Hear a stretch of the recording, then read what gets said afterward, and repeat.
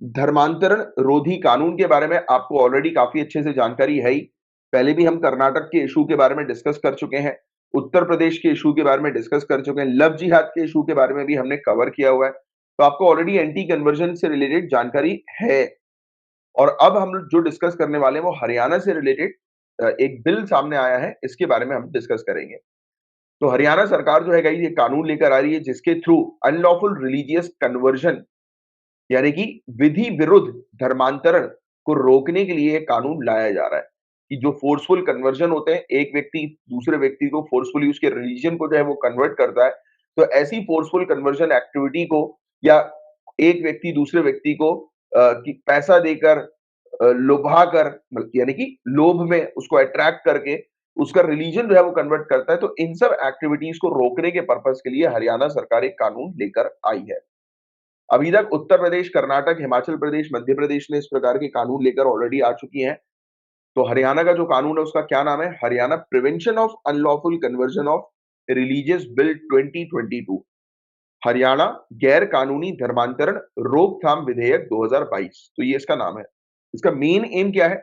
इस विधेयक में गलत बयानी, बल, अनुचित प्रभाव, जबरदस्ती, प्रलोभन या किसी कपटपूर्ण तरीके से या विवाह के द्वारा अथवा विवाह के लिए किए जाने वाले धर्म परिवर्तन को अपराध घोषित करने तथा इस पर रोक लगाने का प्रस्ताव किया गया है। तो ये क्या है इसका main aim? At prohibiting religious conversion, first point, prohibiting religious conversion which are effected through misinterpretation, force, undue influence, coercion, allurement or by any fraudulent means or by marriage or for marriage by making it an offense। तो कुल मिलाकर ये चीज simple तरीके से ध्यान में रखो कि फोर्सफुली किसी व्यक्ति का उसकी बिना इच्छा के उसके रिलीजन को अगर कन्वर्ट करवाया जा रहा है तो ऐसे कन्वर्जन को जो है वो ऑफेंस माना जाएगा, क्राइम माना जाएगा और जो इस एक्टिविटी में इन्वॉल्व है उसके खिलाफ सख्त कार्रवाई की जाएगी। और हार्श पनिशमेंट, ग्रेटर पनिशमेंट जो है वो माइनर वुमेन, शेड्यूल कास्ट और शेड्यूल ट्राइब के केस में दी जाएगी। यानी कि कोई व्यक्ति माइनर वुमेन, शेड्यूल कास्ट या शेड्यूल ट्राइब को फोर्सफुली कन्वर्ट करता है तो ऐसे कन्वर्ट करने वाले व्यक्ति के खिलाफ जो है वो सख्त कार्रवाई की जाएगी, यानी कि जो कन्वर्जन करवा रहा है, राइट। और बर्डन ऑफ प्रूफ जो है वो अक्यूज आरोपी के ऊपर ही है। बर्डन ऑफ प्रूफ यानी कि आरोपी को ही सिद्ध करना पड़ेगा कि उसने आरोप नहीं किया, उसने फोर्सफुल कन्वर्जन जो है वो नहीं करवाया, राइट। इसमें यह भी बताया जा रहा है कि एक व्यक्ति अगर अपने एक रिलीजन से दूसरे रिलीजन में कन्वर्ट होते हैं तो उन्हें एक अथॉरिटी के सामने जो है वो डिक्लेरेशन देना पड़ेगा, घोषणा जो है वो करनी पड़ेगी और ऐसी जो अथॉरिटी होंगी वो जांच भी करेंगी पूरे मामले की कि जो भी कन्वर्जन जो हुआ है वो कहीं किसी धमकी के कारण, किसी डर के कारण या किसी लोभ के कारण या फोर्सफुल तो नहीं हुआ है, राइट। अब इस प्रकार का बिल जो लाया गया है उसके पीछे का पूरा जो तर्क है, रैशनल जो है वो क्या है? तो right to freedom of religion, तो आप लोग जानते ही हैं धर्म की स्वतंत्रता के अधिकार के बारे में, जिसको जो कि हमारा फंडामेंटल राइट है। आर्टिकल 25, 26, 27, 28 के अंदर हम लोग को देखने को मिलता है, राइट। तो इन आर्टिकल्स के अंदर जो right to freedom of religion से रिलेटेड हम लोग को नजर आते हैं, इसमें सभी व्यक्ति जो है उनको गारंटी दी गई है, फंडामेंटल गारंटी दी गई है रिलीजियस फ्रीडम की सभी इंडियन सिटीजन को। और कॉन्स्टिट्यूशन के अंदर हर एक इंडिविजुअल को, जैसे मैंने आपको बताया कि फंडामेंटल राइट प्रोवाइड है किस चीज के? To profess, practice and propagate their religion, कि वो अपने रिलीजन को प्रैक्टिस कर सकते हैं, राइट, मान सकते हैं, फैला सकते हैं, प्रचार कर सकते हैं उसका, राइट। तो इन ये सब अधिकार जो है वो एक व्यक्ति को इंडियन कॉन्स्टिट्यूशन के थ्रू प्राप्त है और गारंटीड है फंडामेंटल राइट के माध्यम से।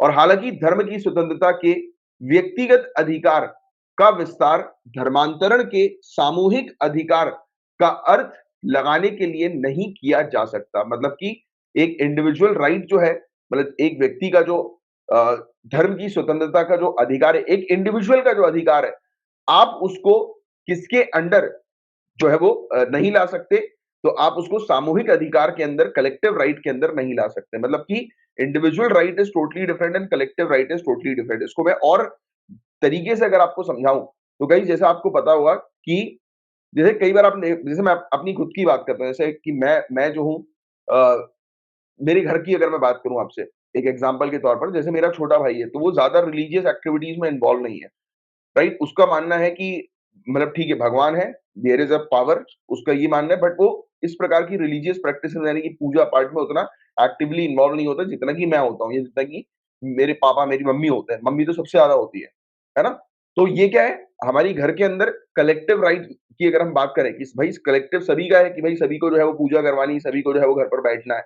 बट उसका इंडिविजुअल राइट जो है वो अलग है, उसका इंडिविजुअल व्यक्तिगत अ, अधिकार जो है वो अलग है ना? तो वो उसकी खुद की पर्सनल बिलीफ है। तो ये वाली चीज़ है कि आप किसी को फोर्स नहीं कर सकते हो, राइट? किसी चीज़ करने के लिए। तो ये वाली चीज़ यहाँ पर एक्सप्लेन करने की कोशिश की गई है। तो this point needs to be understand. ये बहुत इंपॉर्टेंट पॉइंट है, राइट? कि हमारी कंट्री के अंदर किसी को भी आप चाहे वो रिलीजन में कन्वर्ट करवाने वाली बात हो या रिलीजियस बिलीफ वाली बात हो, जैसे होता है ना कि आपकी खुद की कुछ लोग नास्तिक होते हैं, आपने देखा होगा काफ़ी सारी फैमिली के अंदर कुछ लोग बहुत पूजा-पाठ वाले होते हैं और एक व्यक्ति बिल्कुल ही टोटली नास्तिक होता है, उसको कोई मतलब नहीं होता पूजा-पाठ से। जैसे मैं अपनी अगर पर्सनली भी अपनी जो है वो कुछ बात करूँ तो जैसे कि मैं ब्राह्मण हूँ और मेरा जनेऊ भी जो है वो हो चुका है, but I I don't carry that thread, religious sacred thread जो होता है ना, तो वो मैं कैरी नहीं करता क्योंकि it is very difficult for me to carry, क्योंकि उसके नियम, उसके रूल्स जो है वो फॉलो करना। तो it is my personal belief कि नहीं यार मुझे नहीं करना, है ना? तो ये वाली चीज़ है कि हर एक इंडिविजुअल को जो अधिकार प्राप्त है वो अपने अकॉर्डिंग चीज़ जो है वो कर सकता है, राइट? बात समझ में आई यहाँ तक? क्योंकि धार्मिक स्वतंत्रता का अधिकार धर्मांतरण करने वाले व्यक्ति और जिस व्यक्ति ने धर्मांतरण की मांग की है, उसका समान रूप हम लोग को देखने को मिलता है, राइट? तो ये चीज़ हम लोग को नज़र आती है। तो ये चीज़ आपको इंडिविजुअल राइट और कलेक्टिव राइट के बीच में प्रॉपर डिफरेंस जो है वो आपको पता होना चाहिए, राइट? अब एंटी कन्वर्जन लॉ के पीछे यानी कि ये जो इस प्रकार के जो धर्मांतरण विरोधी कानून जो हम लोग को देखने को मिल रहे हैं, इसके पीछे क्या तर्क हम लोग को नज़र आते हैं? एक तो फोर्सफुल कन्वर्जन को रोकना, राइट? सेकेंडली किसी को प्रलोभन दिया जा रहा है, किसी को उकसाया जा रहा है कन्वर्ट होने के लिए, उस चीज़ को रोकना और रिलीजियस कन्वर्जन जो है वो एक फंडामेंटल राइट नहीं है। धर्म परिवर्तन एक मौलिक अधिकार नहीं है। तो ये इसके पीछे के तर्क हम लोग को देखने को मिलते हैं। अब क्रिटिक्स जो है वो क्या कहते हैं, तो क्रिटिसिज्म जो आलोचक जो हम लोग को देखने को मिलते हैं, उन्होंने काफ़ी सारी चीज़ जो है वो सामने उठाई है, जैसे कंसेप्ट ऑफ लव जिहाद की उन्होंने बात करी है, कि कंसेप्ट ऑफ लव जिहाद को कोई भी कॉन्स्टिट्यूशनल या लीगल बैकिंग जो है वो नहीं मिली है। इन्होंने आर्टिकल 21 को पॉइंट कि एक व्यक्ति अपनी चॉइस के अकॉर्डिंग किसी से भी मैरी कर सकते हैं, किसी से भी शादी कर सकता है, राइट? और आर्टिकल 25 के तहत एक व्यक्ति को पूरी तरह से जो है वो आज़ादी है। इवन आज़ादी ये भी है कि अगर उसको कोई भी रिलीजन फॉलो नहीं करना तो वो नहीं करेंगे। तो इस चीज़ की भी जो है वो उनको आज़ादी है प्रॉपर तरीके से। जब उनको किसी रिलीजन को फॉलो करने की आज़ादी है, तो आप उनकी आज़ादी पर इंक्वायरी क्यों कर रहे हो? क्यों जाँच कर रहे हो? राइट? तो दिस इज़ द इश्यू। और ऑनरेबल सुप्रीम कोर्ट ने मैरिज और कन्वर्जन के ऊपर जो है वो क्या कहा, तो काफ़ी सारे केसेस, काफ़ी सारे जजमेंट हम लोग को ऐसे सामने नज़र आए, जिसमें बताया गया कि कोर्ट के पास कोई भी क्षेत्र अधिकार नहीं है एक अडल्ट की right to choose a life partner का। कोई भी मतलब कि अधिकार नहीं है, मतलब कि एक व्यक्ति अपनी पसंद के पार्टनर के साथ किनके साथ उन्हें शादी करनी है, किनके साथ नहीं शादी करनी है, किनको चूज़ करना है, किनको नहीं करना है, तो कोर्ट का क्षेत्र अधिकार इसके बारे में कोई भी बात नहीं करता है। कोर्ट बोलता है कि एक अडल्ट के पास अपने 100% राइट्स है, 100% अधिकार है अपने लाइफ पार्टनर को चूज़ करने के, right?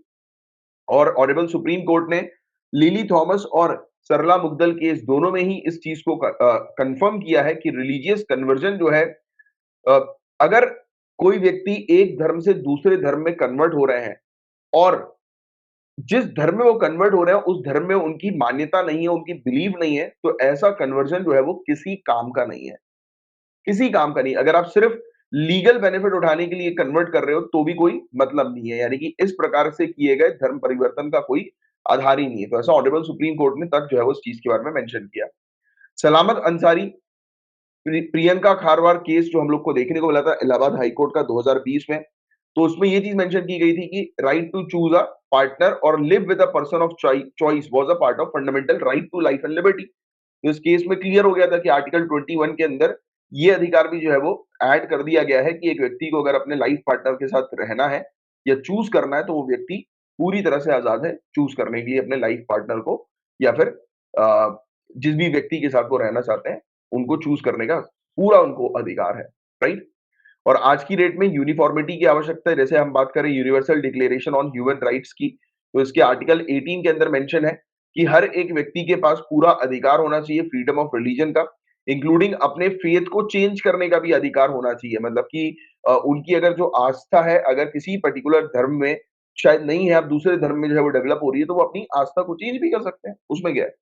Right? Since it is a state subject, जैसे कि ये स्टेट सब्जेक्ट है, तो सेंटर को जो है वो एक मॉडल लॉ तैयार करना चाहिए। जैसे model law on contract farming इन्होंने तैयार किया था, ऐसे एक मॉडल लॉ जो है वो इनको तैयार करना चाहिए।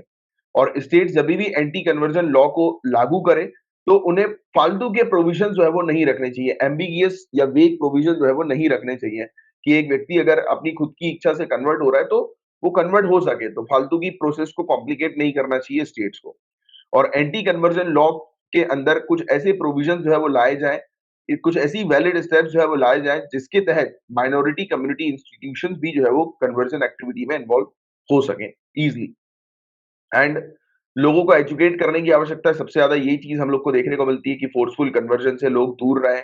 किसी प्रकार से लोगों को लुभाया जाता है, प्रलोभन दिया जाता है, तो रिलीजियस कन्वर्जन के पर्पज़ के लिए, तो इन सब चीज़ों को लोग समझें और ऐसी एक्टिविटी से दूर रहें, राइट? तो ये चीज़ हम लोग को देखने को मिलती है और मेरा तो गाइस पर्सनल ओपिनियन इस मैटर पर ये कहता है कि पता है क्या होता है कि अगर आप किसी के ऊपर मतलब किसी को बार-बार इस चीज़ के बारे में रोकने की कोशिश करोगे ना, तो लोगों को जागरूकता जो है वो पैदा होगी कि यार ये ऐसा क्यों किया जा रहा है। And I totally don't understand कि लोग मतलब इस प्रकार की एक्टिविटी में यानी कि किसी को जानबूझकर फोर्स क्यों करते हैं कि यार तुम ये धर्म में जो है वो कन्वर्ट हो जाए। I totally don't understand about this this thing. मेरा तो पर्सनली और मैंने आपसे हमेशा कहा, जब भी रिलीजन की बात आती है तो आपको एक स्टेप पीछे रहकर ही अपने आंसर्स में जो है वो मेंशन करना है चीजें। अपने आंसर में आपको सिर्फ कॉन्स्टिट्यूशन में दी गई बातें और जो अभी जैसे हमने रिलीजियस कन्वर्जन के बारे में भी इतना सब कुछ डिस्कस किया, तो जो ऑनरेबल सुप्रीम कोर्ट के जजमेंट थे, लिली थॉमस मुग्दल वाला जजमेंट, जो हम लोग को सरला मुग्दल वाला जजमेंट, तो ऐसी चीजें आप मेंशन करो, 2-4 पॉइंट्स है वो इस प्रकार की याद रखो, राइट? बाकी अलग से आपको कुछ अपने ओपिनियन जो है वो मेंशन नहीं करना। आई नो कि आपके ओपिनियन डिफरेंट होंगे, अलग होंगे, बट आई डोंट वांट कि आप ऐसे कुछ ओपिनियन जो है वो मेंशन कर लो जो कि ओपिनियन आपकी कॉपी जो चेक कर रहे हैं उससे डिफर हो, and it will become very difficult for you guys, right? तो इस चीज को थोड़ा सा ध्यान में रखना, राइट? और मेरा पर्सनल तो यही कहता है कि पता नहीं क्यों लोग इस प्रकार के मतलब चीजों में जो है वो इन्वॉल्व होते हैं कि किसी को रिलीजियसली किसी को कन्वर्ट करो। भाई सबका मालिक एक ही है यार, सबका खून लाल ही है, ऊपर वाला तो एक ही है ना। बट फिर भी इस चीज पर लोग फोकस नहीं करते हैं, ह्यूमैनिटी पर लोग फोकस नहीं करते हैं, ये फालतू की चीजों पे ज्यादा फोकस रहता है लोगों का। चलो एनीवेज, कॉमन मैन आपकी बात नहीं कर रहा हूँ मैं, आप लोग तो ब्यूरोक्रेट्स हैं, आप लोग को पता है कि ये सब चीजें इंपॉर्टेंट नहीं है।